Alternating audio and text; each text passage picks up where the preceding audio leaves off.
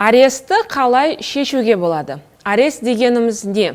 Оны кім қоя алады? Және де оны шешу үшін не істеу керек? Қайда бару керек деген сұрақтарға бүгін мен сіздерге осы видеода жауап беруге тырысамын. Қызық болса, онда видеоны әрі қарай көреміз.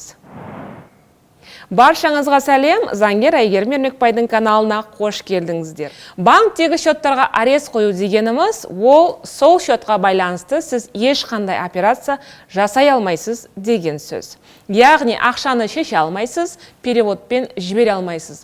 Сонымен сіздің шотыңызға жеке сот орындаушысы арест қойды. Оны сіз біліп қалдыңыз. Енді не істейміз? Қайда барамыз?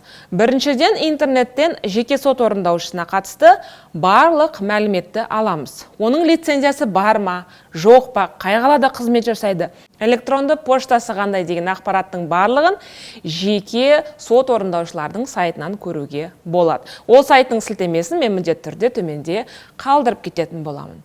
Сонымен жеке сот орындаушысы, яғни часы екі жағдайда ғана арест қояды. Біріншісі ол сізге қатысты соттың шешімі бар болғанда, екіншісі сізге қатысты нотариустың шығарған исполнительный надписі болғанда ғана арест қоя алады.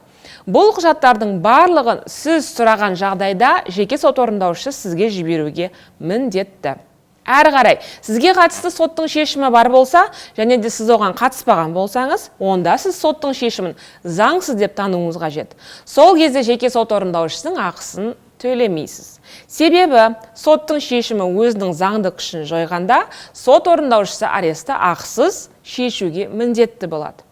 Ал егер исполнительный надпись болса, оны да заңсыз деп табу керек. Қазіргі таңда нотариустың исполнительный надпистері почти барлығы заңсыз шығарылады. Ол кезде де сіз жеке сот орындаушысының ақысын төлемейсіз. Себебі нотариустың шығарған исполнительный надписінің күшін жойғанда, сот орындаушысы аресті шешуге міндетті болып табылады, яғни ақысыз. Сонымен бүгінгі видеоны қорытындылайтын болсақ, онда арест болған кезде сіз оны қашан, кімнің қойған анықтайсыз. Жеке сот орындаушысы екі жағдайда ғана арест қояды. Соттың шешімі болғанда, немесе нотариустың исполнительный надписі болғанда. Екеуінің де күшін жойып, одан кейін аресті шешуге болады. Сонымен мен осы уақытқа дейін исполнительный надпистің қазақ тілінде шығарғанын көрген жоқпын. Егер де сізде исполнительный надпистің қазақ тілінде шығарған нұсқасы болса, онда міндетті түрде төменде маған комментарийге жаза кетіңіздер. Себебі мен сіздерге тегін көмектесемін. Осымен бүгін сіздермен арест жайында біраз ақпаратпен бөлістім. Пайдалы болды деп ойлаймын. Егер де сұрақтарыңыз болса, міндетті түрде төменде комментарийге жаза кетіңіздер. Видеоны міндетті түрде басқалармен бөлісуді ұмытпаңыздар. Ал ұнаған болса, онда лайк басыңыздар.